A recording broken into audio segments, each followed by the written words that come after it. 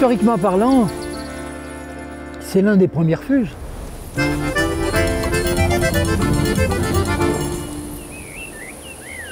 Ce premier refuge a été construit en 1858. Du côté du pavillon, il y avait un petit alpage et les gens venaient pour se restaurer, pour manger le fromage. Il faut bien voir à l'époque que le Montjoly, c'est la grande ascension, c'est la grande aventure touristique. C'est véritablement la montagne emblématique. C'est un site merveilleux à 360 degrés, quoi. Malheureusement, ce pavillon, en 1913, va disparaître à la suite d'un incendie malencontreux. De 1913 à 1925, eh bien, il n'y a plus de refuge. Et ça manque à Saint-Gervais. Parce que justement, aller au Montjoly et pouvoir se reposer, cette halte était importante. Il y a une institution qui joue un rôle important à l'époque, c'est le Touring Club de France. Il se bagarre pour que l'on puisse reconstruire le refuge. 1925, eh bien, c'est le grand jour de l'inauguration. Et puis aujourd'hui, c'est le grand rendez-vous pour ces 100 ans.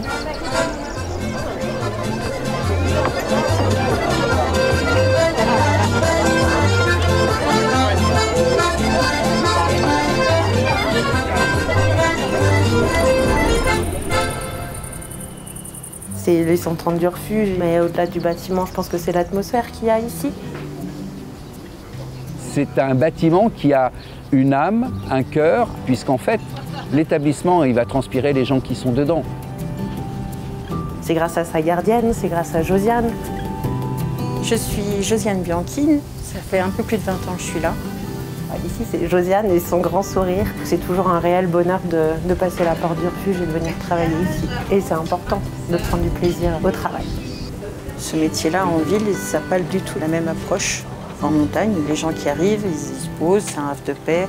En fait, pouvoir apporter la sérénité aux gens, le bon moment, repartir avec le sourire, c'est pour faire plaisir aux gens qu'on est là, en fait.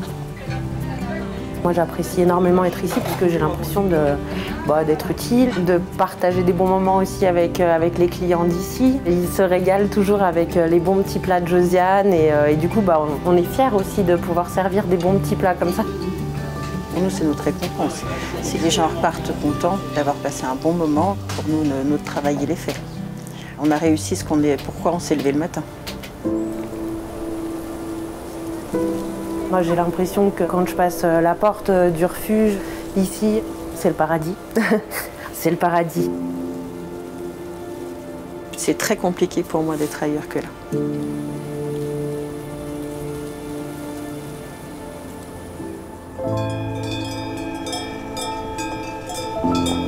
Situé juste avant l'épaule du Montjoly, il est stratégique, ce refuge. Il a toujours été stratégique. Si tu n'avais pas d'habitation, tu te trouves vite loin. Ça rassure aussi les gens de savoir qu'il y a une habitation. Donc c'est très très important pour les gens d'ici. Et puis c'est un patrimoine, c'est quelque chose qui existe chez nous. Il faut surtout que ça continue et que ça perdure. C'est un établissement qui est très bien tenu et on a voulu le faire revivre. On l'a transformé, mis aux normes en 2016. On lui a redonné de la couleur, on lui a redonné sa couleur d'antan. Le bâtiment qui a 100 ans, j'ai quand même fait plus de 10 ans avec. C'était tous les jours, est-ce que l'eau a gelé? Est-ce qu'on a de l'eau? Est-ce qu'on a du gaz? C'était quand même très très dur, très très dur, c'était vraiment pas rien. Ce qui a évolué dans le refuge, c'est d'améliorer les choses parce que c'était vraiment rustique. Alors le refuge est resté très rustique, mais toutes les améliorations qui ont été faites ont été que du confort pour qu'elle puisse travailler et recevoir les gens dans de meilleures conditions. Il est bien conservé, il n'est pas dénaturé. Il est tel qu'il était en 1925. Pour moi, en tout cas, c'est important de le laisser comme il est. Ça serait triste de lui enlever ce cachet-là.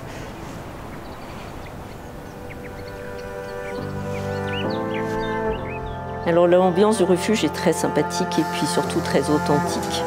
Les gens se reconnaissent dans ce refuge parce qu'il a une histoire qui parle à tout le monde. Et puis on est bien, on se sent bien, on se sent chez nous. On est chez elle comme on est à la maison. Et c'est ce qui pour moi rend le refuge vraiment unique.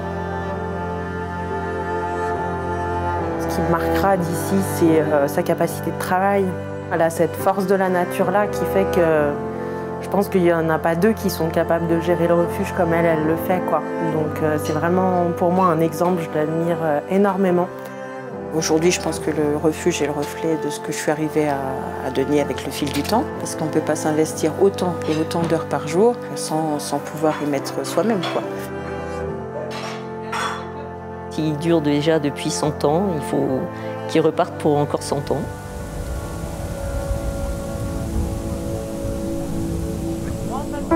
J'espère que mes petits-enfants, quand ils auront 40 ou 50 ans, ils s'en rappelleront. Ils se diront, oh putain, on est monté là avec Pépé, quand on était petits, tu te rappelles, on a fait ça, on a fait ça, on a fait ça.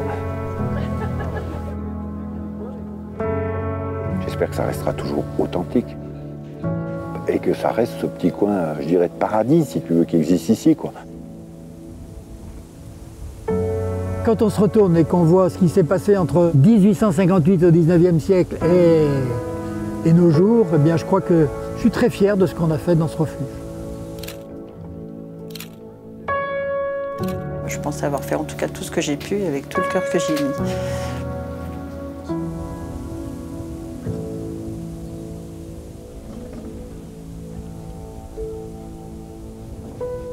Moi, je suis trop content de le voir encore aujourd'hui parce que ça, c'est vraiment un patrimoine.